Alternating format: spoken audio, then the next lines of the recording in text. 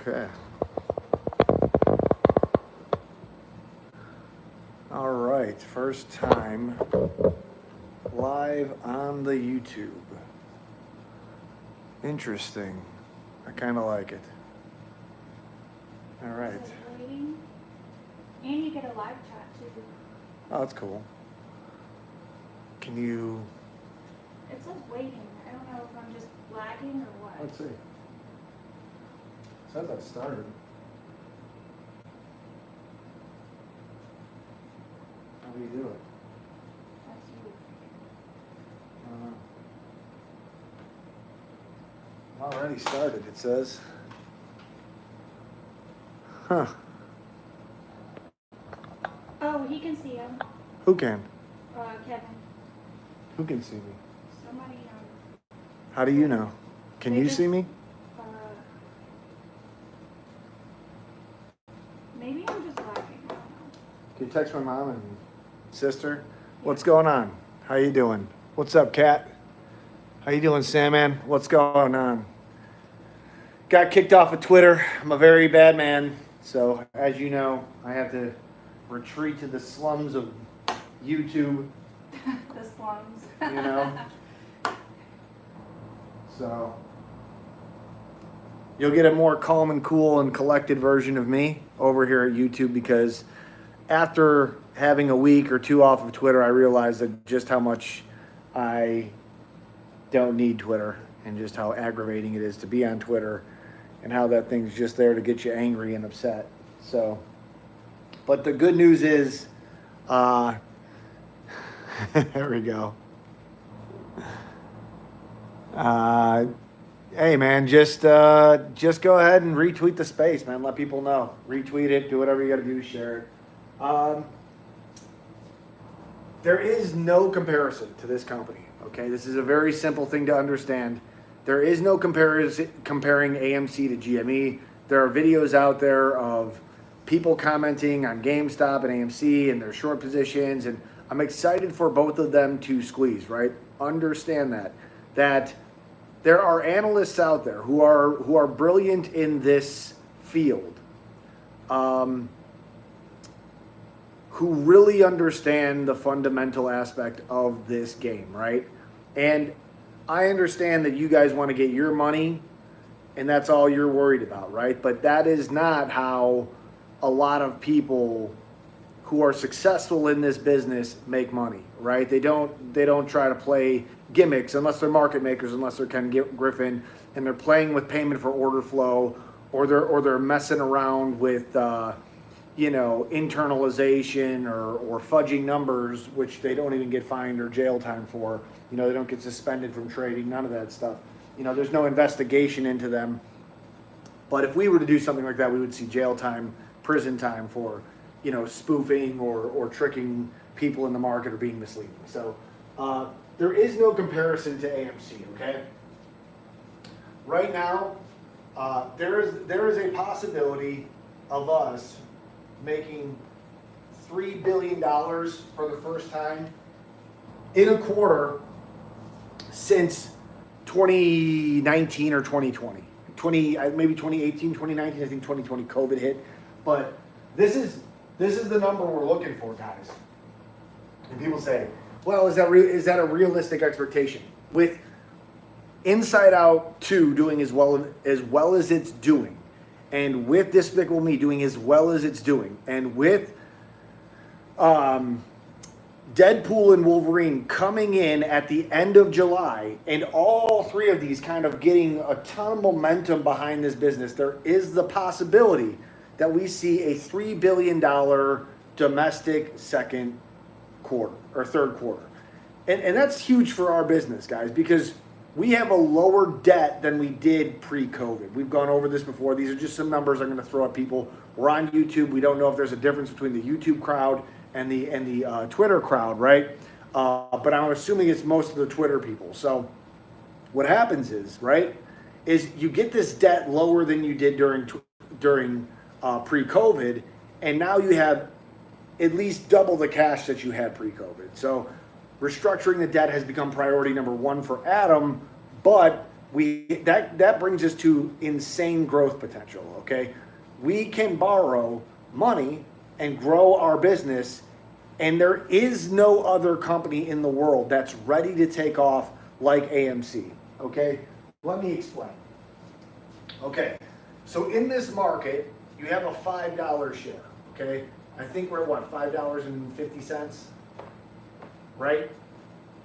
Are we at 550 or 545? 545. Okay, something like that. All right.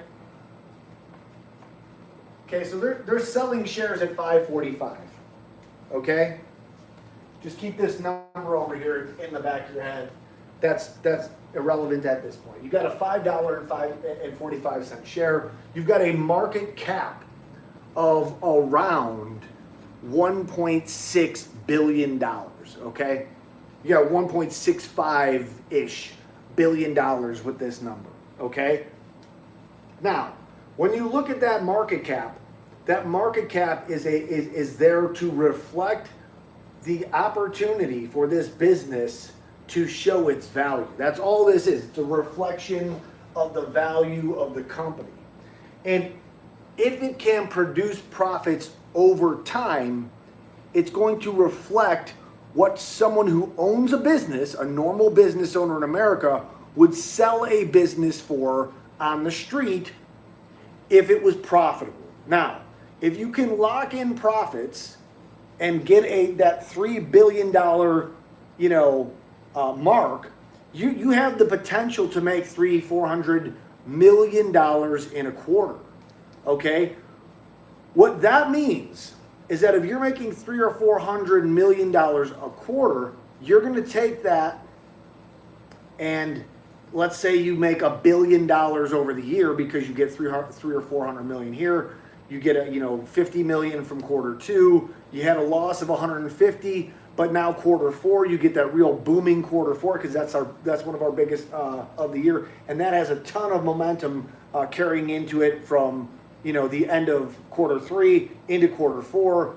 Joker's coming out, Mufasa, Gladiator, Wicked, Sonic 3, War for Rohirrim, Lord of the Rings, all these fantastic movies. We're just gonna bulldoze quarter four with profits, right? We know we're going to, at minimum, be profitable if nothing catastrophic in the world happens, like a COVID or a nuclear war or some crazy event. So this number is reflective of a share price, but remember, there are two people that need this, right? There's you, and then there's institutions, okay? Now, remember, when this thing was at $2.50, I was absolutely celebrating. Okay, I was just absolutely celebrating, and people were like, why is this guy so excited about a $2.50 share? And the reality is that if you believe in this company, $2.50 is the greatest opportunity you're ever going to get in your life to buy this stock, right? For me, it was the greatest opportunity of my lifetime to lock in money. I knew this was going to 3, to 350, to 4, to 450, to 5. Every stock that I bought at $2.50 has since doubled or more in value. And it was just written right there in front of your face. You guys knew that when the movies came back and the strike was over, you had the opportunity of a lifetime. That's just a simple recovery play. So if you had money in your pockets and you saw this opportunity and you took advantage of it, you guys fucking killed it, okay? That's great deep value investing right there. That's deep value investing at its best. Now, there's a lot of people who are talking about, we're on the fundamentals bandwagon. We're talking about Despicable Me. There's other YouTubers now talking about the fundamentals when it used to be about what the banks are doing and what the cartel is doing at the banks and who's shipping kids in containers and who's got the next phase or system or it's all great information if you're analyzing the entire market, but I don't analyze how the gimmicks work in the market, because they can't beat a great fundamental company. No matter what you do, no matter how you try to gimmick your way out of a short position, no matter how many times you try to battle back against the American people in the free market, this number is directly correlated to the success of the business. NVIDIA can't be $1 trillion business or a $2 trillion business if they're not guaranteeing that they'll be necessary in the future, right?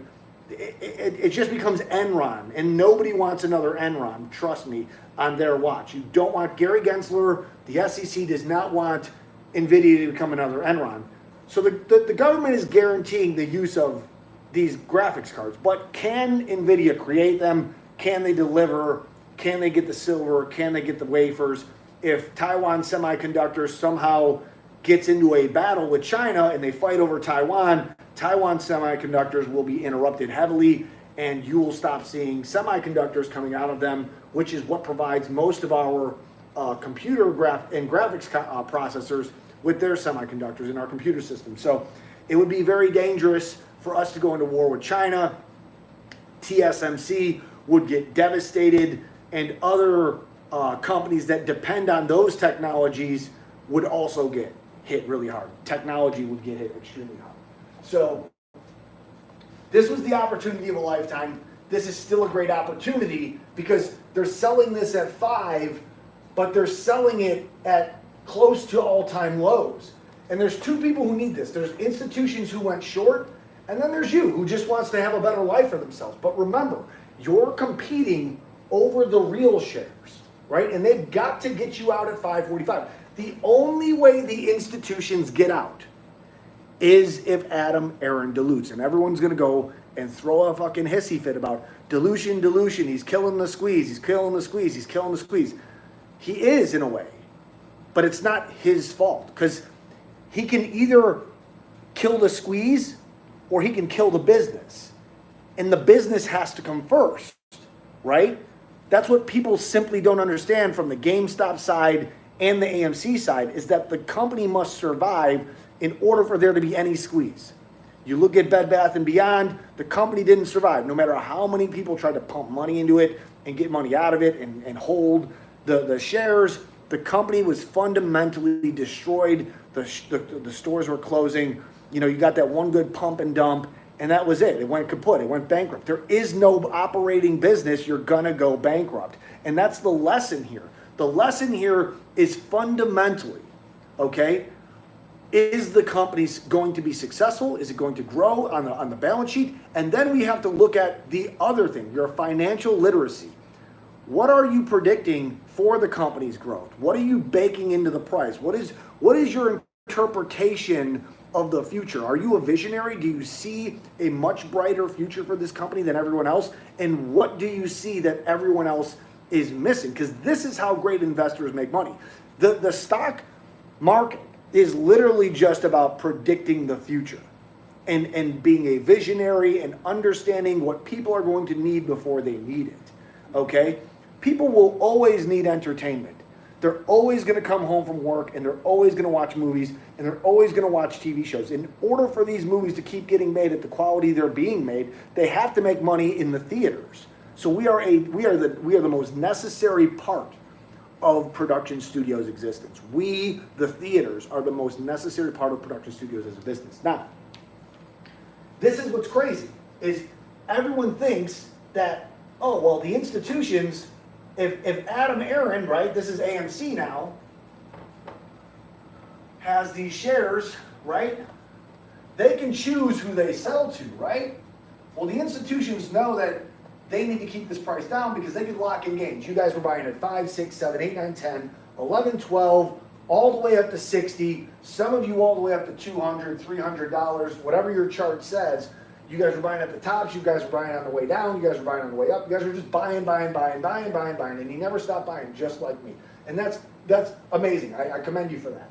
But the reality is that these institutions are trying to lock in gains at all-time lows, okay? And AMC needed to dilute in order to save the company from losing money and closing theaters. That is not the case anymore, okay? AMC no longer has to dilute. It can dilute in the event that it wants to raise capital to build new revenue streams or buy new theater chains or whatever it might need, right? But AMC does not have to dilute to survive, and that is a distinct difference between us and other major short squeeze plays. Other short squeeze plays do not have the fundamental side. They don't have a 100-year development of business. They have declining revenues. They're closing stores. They're not in competitive markets. They're in shrinking markets. They're not just in a market. That market is floundering, and it's going to freaking die in the next 20 years. So these other companies who have money that are squeeze plays, if you listen to real analysts, okay, not people online like me, but if you listen to real analysts, there is great concern over these companies because they need to take the next step, and they need to develop markets or in markets where they can be competitive.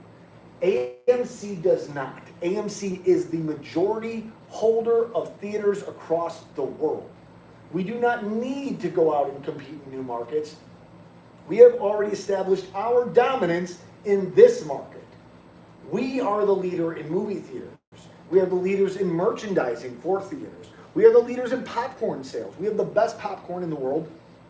Now we're in candy. We have some of the best concessions that the world has ever seen as far as movie theaters go.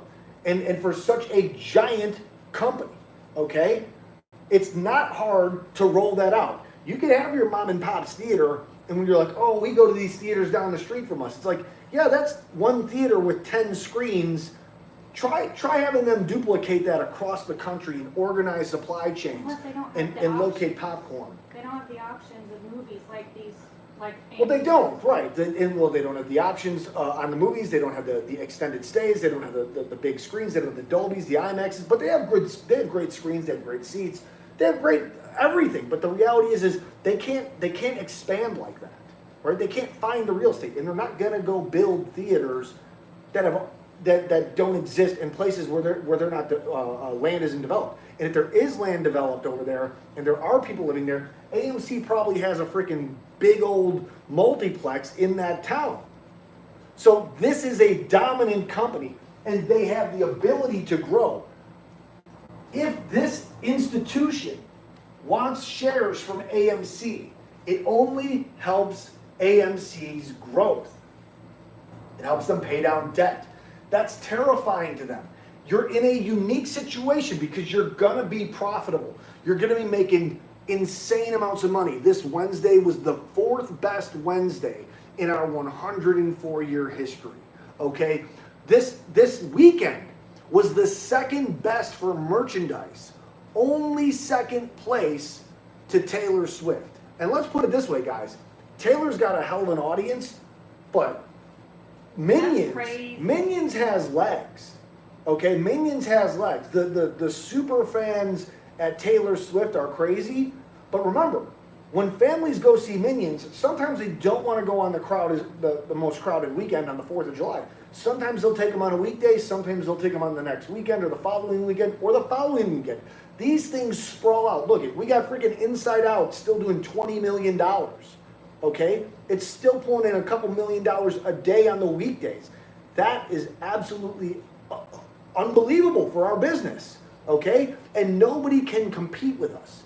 We're cornering the market when it comes to this stuff, okay? We're cornering the market, and we're building, and we're growing so fast now out of our COVID pandemic and out of our writer strike and out of our Film Actors Guild strike that nobody can keep suppressing this without getting in danger, because the entire market is waking up, guys. The entire market sees us. They see this movie theater business, and they know it's successful. You cannot deny the numbers. You have a $1.3 billion Inside Out. You're going to have $1 billion Minions, and you're probably going to have $1 billion in Wolverine and Deadpool and Wolverine. And that's just in what? In the span of a month and a half, you're going to get 3 movies making $1 billion worldwide. Don't forget, we have theaters over in Germany and Britain and France. We still get a little bit of that rake from the worldwide box office. And we still have Odeon, and we still have merchandise over there too. We are not in trouble at all anymore. And that makes Short's thesis completely crumble up and die. The only place they're hoping they can get shares from is from AMC and the board themselves. The board, they want the board to hopefully sell shares to the institutions so the institutions can close out short positions or shares that they don't actually have. Sold, not yet purchased, right? But they want them at a discounted price because they sold them to us. Now, just think, if they were selling shares to us at 80 and AMC is giving them shares at 5, one share at 80 that we bought from them, they cover that position,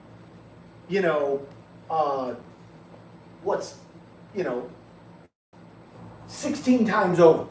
So they make a 16x gain if AMC dilutes down here. The problem is they can't keep up with the purchase orders that are going to come in when people realize that the movies are a super successful business.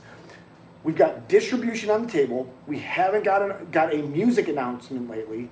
We haven't got a merch announcement for that music that might be coming, right? We don't know whose deals are on the table, what concerts might be coming up, and then what might be coming in, November, December, and January, or October, November, and December, as far as music goes as well. So again, it's that wild card. We don't know how much is going to come in through the music industry, and that is something that these people, they can be huge money drivers for our company.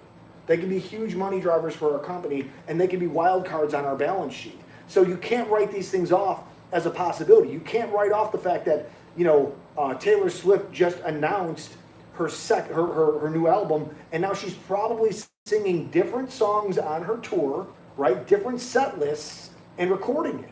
If she's recording those things, there's a good chance she might put another movie together and have a part 2 of the Eras tour and throw that in theaters. Why not?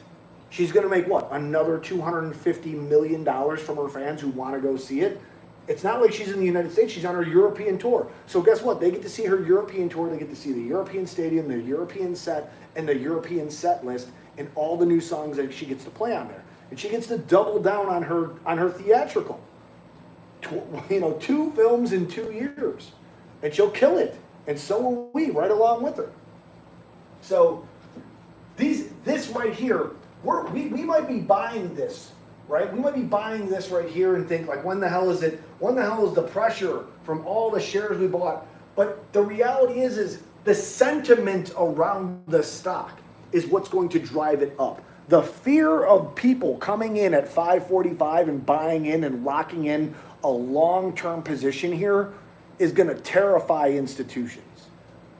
They're okay with the AMC apes and like, you know what, we'll haggle these people. It's when new money comes in and new voices come in and people who are like, hey man, this isn't right. This company's making $6 billion a year. Why is it $5.45? And then institutions come in and want to buy it for $5.45 and $6 and $7. It's dangerous to do that, okay? Fundamentally, this company, when it turns profit at the end of the year, it's going to have a 20-year PE. And as we've said before, that brings the fair price value of this company to around $300 a share. That's just what it is, guys.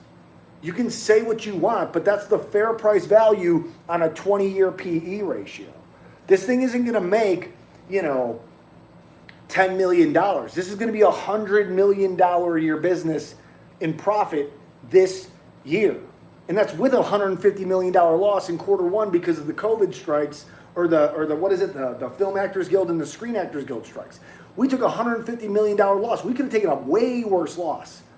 We had COVID production delays. We had freaking Screen Actors Guild strikes. We had writer strikes. We could have taken an insane loss, but we didn't. We're gaining value. We're building profits. We're building revenue, and now we're stronger than we've ever been. And 2025 looks like it's going to be like a $6.5 billion year for AMC. It really does. If you look at the movie lineup, if you look at the carryover from December into January. If you look at all the movies that people are going to watch that are in December that go into January, there's going to be things that people missed. And that's going to pick up that first quarter, right? We've always depended on Avatar to pick up January. Well, guess what? We've got an Avatar next year. I mean, like, Avatar's on the list next year, guys. That's $1.5 billion next year. But this year we have Lion King. Yeah, Lion King, Sonic, and Lord of the Rings. I mean, I don't know how great those movies are going to do, but I just know that 2025, you're locked in. You've got 6 or 7 Marvel movies. You've got a ton of Disney movies. You got a ton of Illumination movies. I mean, you've got kids movies like you wouldn't believe. You've got comic book movies like you wouldn't believe, because all the writer strike stuff and all the Film Actors Guild stuff got pushed, okay?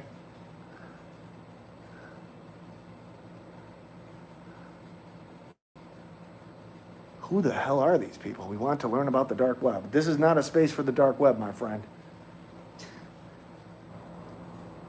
So this number here, while it's nice for now, again, it isn't a reality, and it's not going to last long, if you get my drift, okay? This, for me, presents an opportunity for me. I can't speak for I can't say what that says to you, but this is still an opportunity for me, and I'm super excited about it. The other thing that you guys have to come to the realization about, okay? The institutions need this. AMC is the only one who's going to provide shares for these people to escape at 545. You, the AMC apes, are most likely not selling at 545. So these institutions are locked in, and AMC is absolutely killing it fundamentally. They have no reason to dilute unless they bring this price significantly higher, because they're going to be extremely profitable this quarter. Now, another thing, technical analysis. The 200-day moving average was crossed today. We got over it. We held it for about 5 minutes. The 200-day simple moving average was at, I think, $5.63. We went over that to about $5.70 or so, and we held above that range for about 5 minutes. Then we came back down, and they spiked us back down. Now, remember, there is immense pressure on the stock when you cross the 200-day moving average. And when the 50 and the 200 cross, you get something called a golden cross, okay? We haven't had one in 2.5 years, okay? I believe the last one was like in 2020 or 2022. Sorry. So in 2022. But that was the 50 was crossing the 200 downward, which put pressure on the stock down. Right now the 50 is coming to cross over the 20 on the upswing, which means it's going to put immense pressure on the stock to go up, okay? There's going to be a lot of pressure on the stock at a time when movies are absolutely killing it in theaters. The pressure is building on the stock. Eyes are on the company. The company is super successful. It's never going to have to if it just wants to be the same company for the next 10 years, it can stay the exact same company for the next 10 years, and it doesn't have to change who it is. It can be a profitable business for the next 10 years.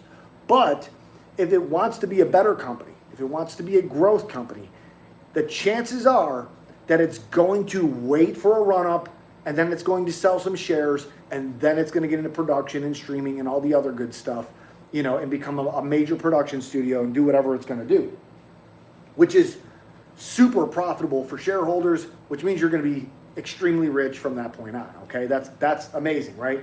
I have no problem. People are like, well, is he killing the squeeze with that? He's not killing the squeeze. He's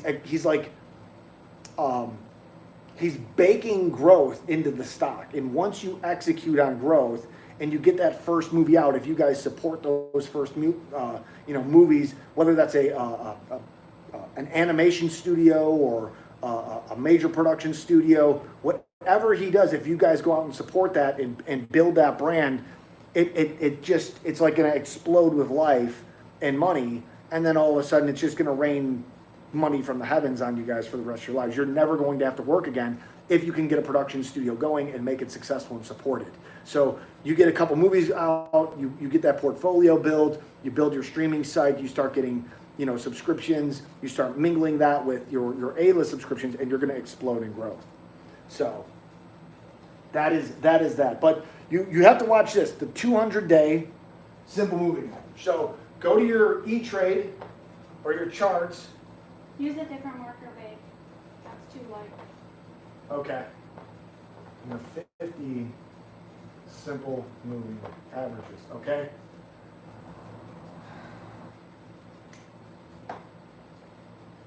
Maybe it's this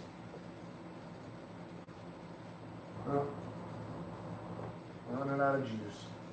Well, There's one in the basket, right? it's all right. Maybe. But this is what you're looking at.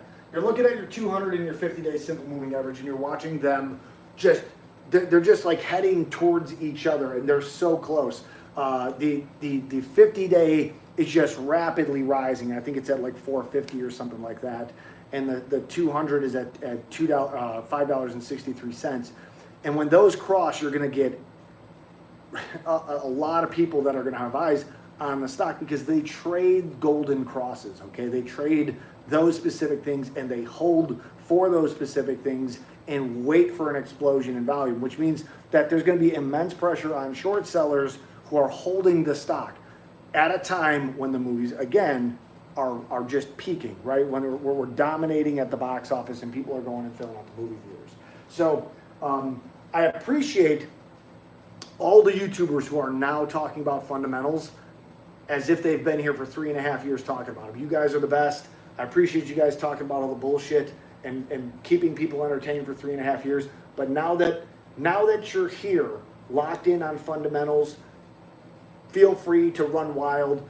Go show off your merchandise. Go show off your A-list. Show everyone what it means to be an A. Go show your A-list to everybody. Go show people your merchandise. Go show people your hoodies and your sweatshirts and your t-shirts. Let everybody know just how big of an AMC shareholder you are and just how big of an ape you are and how you've supported the fundamentals since the beginning of the company and the movement in 2020. Because it's super important to have our influencers rocking hoodies, showing that they're taking their family and friends to the theaters, snapping a picture once in a while. You guys don't know what type of impact you guys have when you guys do that stuff. So go ahead and rock that stuff. We've been doing it here for 3.5 years.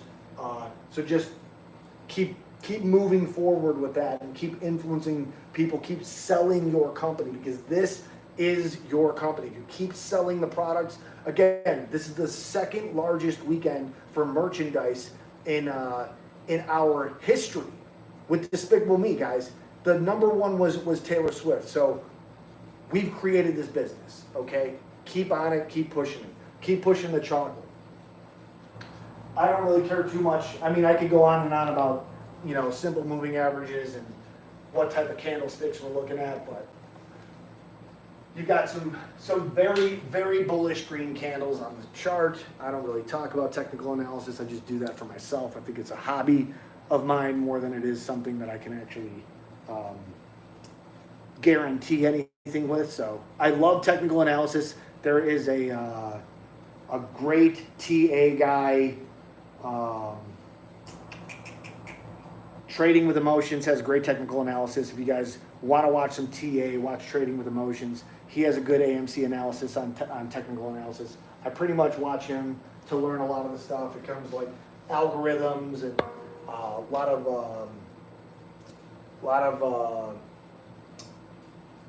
what is it called? They're like little parts of algorithms. I lost the word, but you know what I'm talking about. They're these little cycles. He's got it all laid out. I highly suggest watching him if you like technical analysis. When it comes to the future of movies, when it comes to the future of this business, though, there is nothing comparable to this business. There is nothing comparable to AMC. GME has at least another 3 years of recreating itself as a business before it launches its brand, gets recognition for its new products, develops that market or develops in that market, and then starts taking market share. And it has to do that relatively quick. It has to use the money that it got from its shareholders. Remember, it got the money from its shareholders. It did not get the money from institutions only that were closing. It got its money from shareholders who were buying the shares. Just like in AMC, when we were buying shares, when Adam was selling shares or AMC was selling shares, institutions were competing for those shares and buying those shares to close out short positions, and we were competing for those shares to try and raise capital for our company. The difference between us is we were trying to pay debt off for a developed company that is successful. GameStop is not a developing company. It is a slowing company. It is a slowing company, and it needs that injection of money to recreate itself, and that's going to take some time. So don't worry about your investment over there. It could fucking spike. There could be a short squeeze. It could explode. You guys can take your money and fucking run if you want. But for the GME people who are there, who believe in the GME company, it's going to take some time for them to develop new products or develop a new market, and then get out there and start selling stuff. Now, it could be the freaking the NFT marketplace, and they could start selling video games and NFTs. They could start, selling music and videos and all kinds of stuff and stickers and whatever the hell else you guys like in the form of an NFT. They could sell products with an NFT backing it, like so that it has, authenticity. I don't know, but they need a new marketplace, and it needs to take off, and people need to adopt it in order for them to be a great business. Because guess what? You don't spike into the $500 billion value range and stay there unless you're generating money, unless you're generating a substantial amount of money. And if you're going to burn money, that is not a good look at your company. So you're going to have to keep diluting. You're going to have to keep cutting, hopefully not too many stores, in order to kind of like solidify yourself as a company and get your power back and get your control back over yourselves, and then go back to growth and expansion from there. It's all right. Contraction happens, cycles happen, this is just new technologies happen. You just got to be adaptable, and now they have the money to adapt, so I wouldn't worry too much about it. But AMC is without a doubt the greatest investment of the 21st century, especially at the $5.45 price range. The merchandise selling the way it is, amazing. The movies being as powerful as they are right now, the movie lineup going forward. I mean, it's relatively weak for 3 and 4 compared to 2025 and 2026. That's absolutely crazy to say, because we have a very strong Q3 and Q4. But if you look at 2025 and 2026, it's just jam-packed weekends where like superhero movies are competing against superhero movies, and Illumination's going to be competing against Marvel or something like that. Super Mario is going to be competing against some other sequel or something crazy. Like the big bangers in 2026 are lined up, and everything that got pushed back from Batman, to the Marvel Universe stuff, to Illumination's Mario, all these things are kind of getting pushed back into 2025 and 2026. But that means that we have a stacked year in 2025 and 2026. We're going to make a ton of money, and we're going to capitalize on that as a company. So if you're, none of you should be worried about anything right now. None of you should be worried about AMC as an investment right now. The only thing you should be worried about is can you keep a roof over your head? Can you feed yourselves? Is your car going to break down? Can you make it to the next paycheck and the next paycheck? And if you can have a little nest egg to keep yourself safe, that's the only thing in the world you should be worried about, because AMC is absolutely it is out of the woods. There's nothing wrong with this company. It is on fire. It is just full speed ahead. It is taking off, and there's nothing that anybody can do about it. This is going to be an absolute, rocket on the revenue side of the thing. Now, who knows if they suppress the price? They might suppress the price of AMC. The stock might stay down, but the revenue of this company that we're going to make, and the profit that we're going to make off of this company, the profits we're going to see on our balance sheets and our earnings statements, you won't be able to justify a $5.45 price, which means you're getting it deeply undervalued. So, deep effing value, deeply undervalued stock. A lot of people's eyes are going to be on this company moving forward. And then if we start announcing more distribution and possibly production, I mean, the company could skyrocket. That's So, crazy. yeah.